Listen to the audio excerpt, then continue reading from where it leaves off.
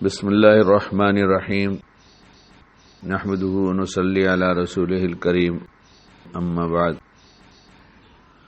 دو دشمن، نفس اور شیطان کے بارے میں کہا گیا کہ اسے دوست نہ بنانا، اس سے دوستی مت کرنا، اور اس کا مطلب یہ ہے کہ کبھی دوست نہیں بن سکتا۔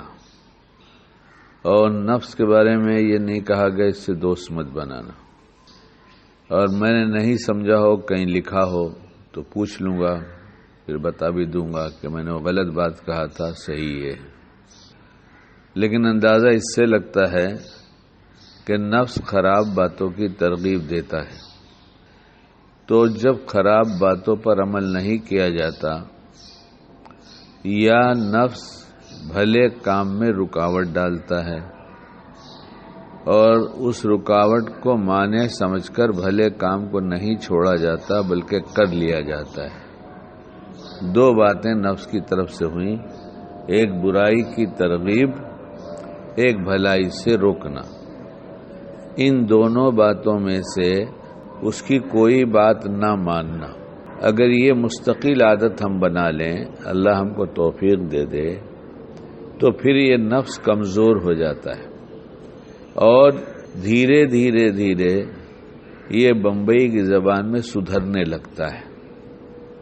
پھر اتنا سدھر جاتا ہے کہ جیسے گھوڑے کی لگام پکڑ کر گھڑ سوار جدھر چاہتا ہے اسے موڑ کر لے کے جاتا ہے، لیکن شیطان کو قابو میں نہیں کر سکتے۔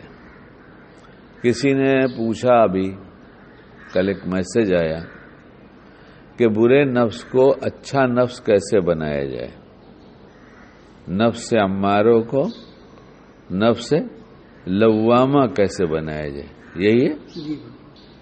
تو اللہ سے مانگا کہ ان کو سیدھا سادہ کیا جواب دوں، تو ایک بات اللہ نے ڈال دیا، نفس امارہ مطلب جو نفس ہماری بات نہیں مانتا اور ہمیں وہی سب کرنے کو کہتا ہے جو اللہ نے ناپسند کیا ہے۔ نفس لوامہ یعنی بات ماننے لگتا ہے۔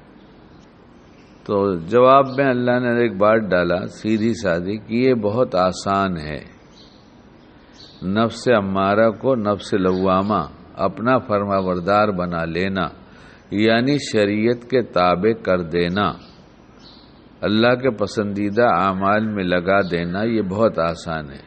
صرف اتنا کرو کہ جو برائی وہ کہتا ہے کرنے کو اسے نہ کرو۔ کسی کام کا نہ کرنا تو آسان ہے، کرنا تو مشکل ہو سکتا ہے، نہ کرنا تو بہت آسان ہے۔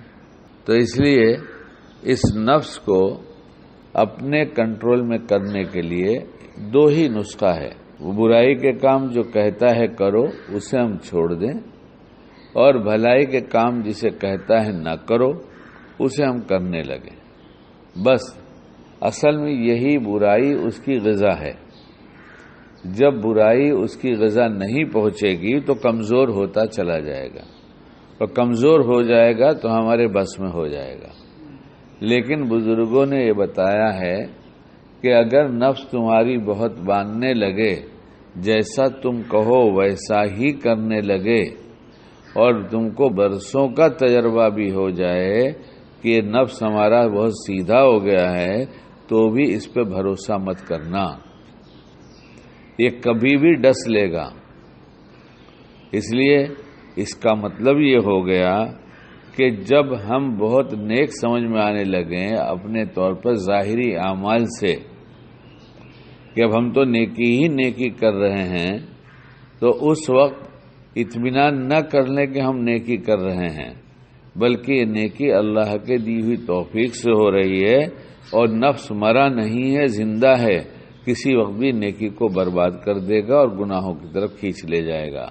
اس لیے جب عمل سنت کے مطابق ہوتا ہے اور رات دن میں جاگتے ہوئے جتنی دعائیں پڑھی جا سکتی ہیں وقت وقت کی، اس کے پڑھنے کا اہتمام ہوتا ہے، تو ہمیشہ آدمی اس نفس پہ غالب رہتا ہے۔ اللہ ہمیں کہنے سے زیادہ عمل کی توفیق عطا فرمائے۔